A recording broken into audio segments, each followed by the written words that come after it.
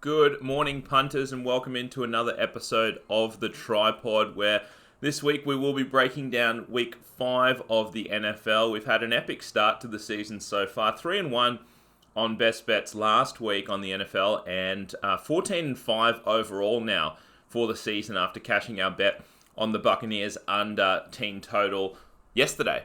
So it has been a really good start to the season. Plus, of course, we cashed a 16-1 same game multi. There'll be a few more of those released this week, so make sure you're in the Tripod app. That's where you can find all of our best bets. Yes, we know there's been some issues with the notification settings for some iPhone users, I believe.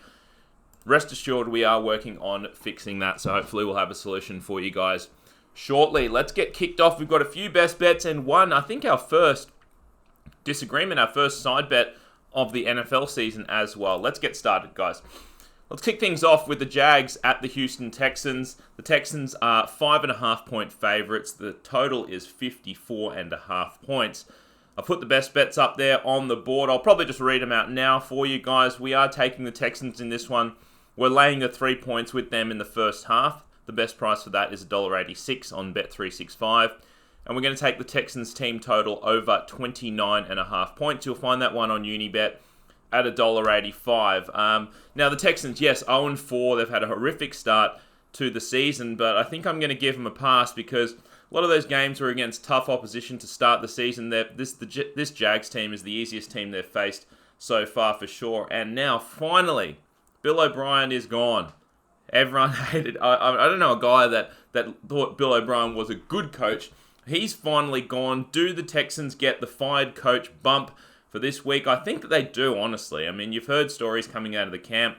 Multiple players, JJ Watt, other people arguing with Bill O'Brien during practice. I think, he wasn't very well liked there in Houston, and I think that they do put in a full effort this week. Now, I think they're going to be able to score on this Jags side. That's why we've taken the team total over. The Jags have the worst rated DVOA defense in the NFL. And look, last week, a Bengals side that is below average pretty much did whatever they wanted against the Jags, scored 30 plus on them. So it's not a great spot to take the Jags either. It's a second straight road trip for them. And it's a second straight Houston Texans home game, which is always a good spot that you like, especially with teams, with the limited COVID preparation. You like taking teams having a couple weeks at home, a bit fresher.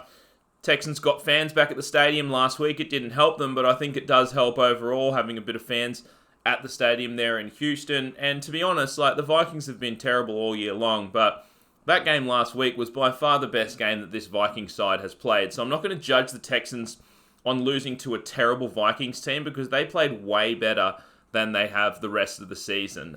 Plus, the Jags got a little bit banged up last week. No Miles Jack, no Henderson, Hayden, and the defensive end, Josh Allen gone as well. Plus, they're missing a few O-linemen for this one that didn't practice and haven't practiced this week. So I think I'm confident in saying the Texans are going to win this one. And I think if they get up, they'll want to put on a score and just say one last big fuck you to Bill O'Brien. And hopefully I don't have to see him again in the NFL. He was horrific.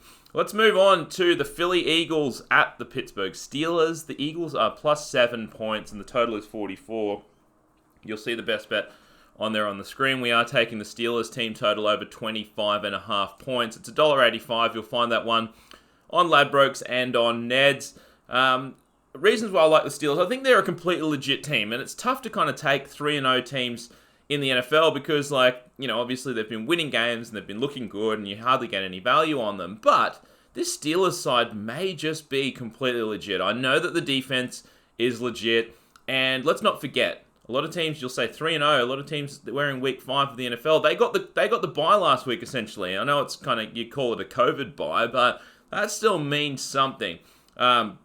Now, the Eagles, we won a little bit on the Eagles in the same game multi last week against the 49ers. You would have seen a multi that one of our followers put on, won $33,000 on that same game multi. So thank you to the Eagles for winning that one and for going for the 2-point conversion in the first on the first touchdown. That helped us.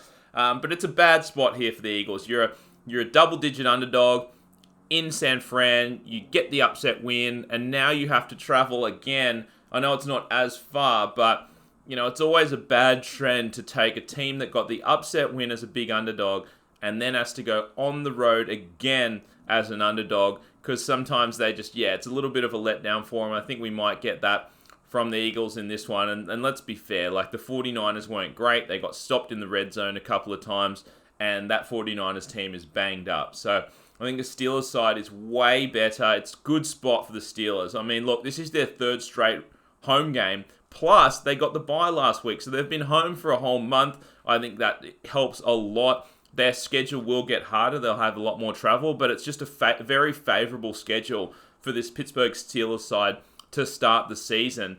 So, we're getting a good number here. I think that this Eagles defense is pretty bad still. And this Steelers side might just be, an elite defense, and that the offense is starting to click as well. So, over 25.5 is the best bet there for the Steelers. And our first disagreement for the season, this game, the Giants +8 at the Dallas Cowboys. The total is 44 points. Now, this Cowboys team, Jesus Christ, wouldn't you hate to be a Cowboys supporter? But they are 1-3, and arguably should be 0-4. That one win came against the Falcons, where it was the most improbable win of all time. Now, the Giants are 0-4, and they have looked bad. But look, last week's game, they weren't bad.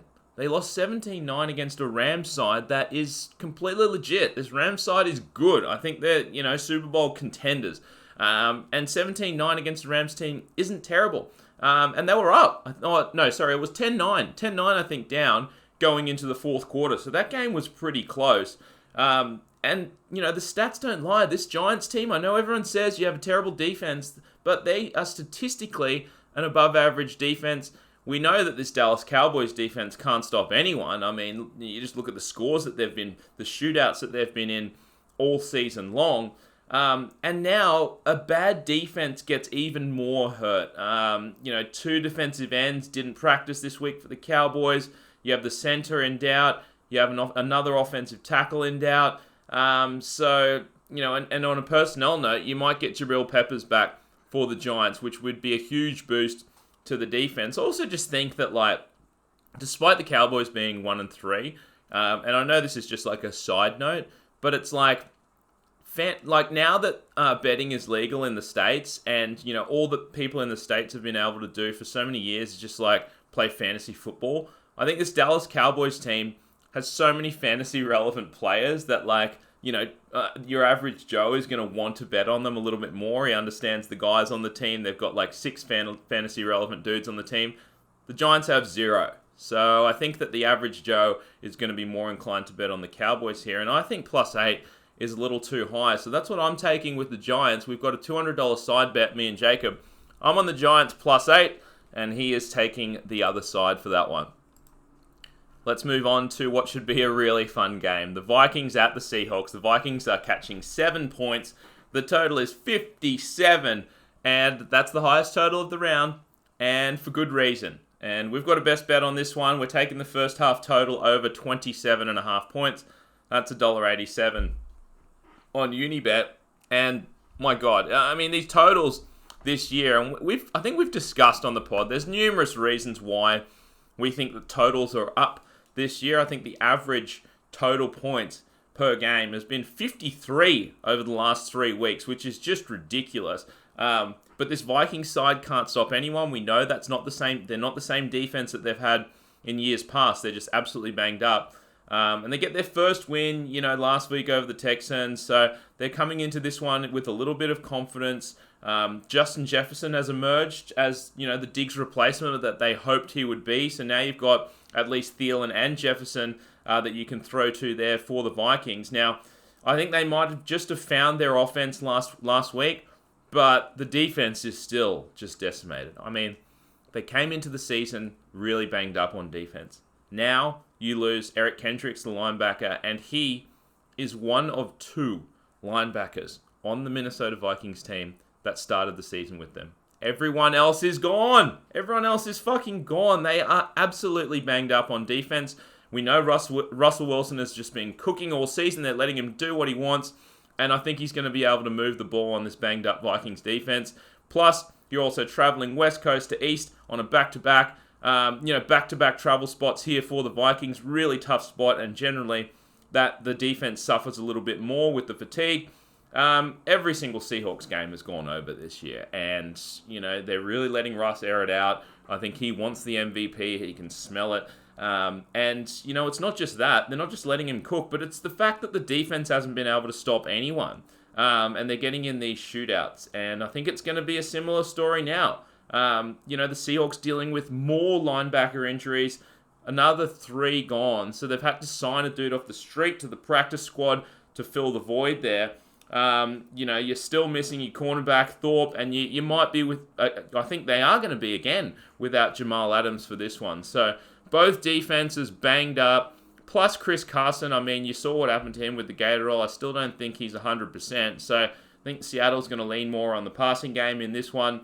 Look for a big workload from Metcalf and Lockett. So especially because they're getting load management days.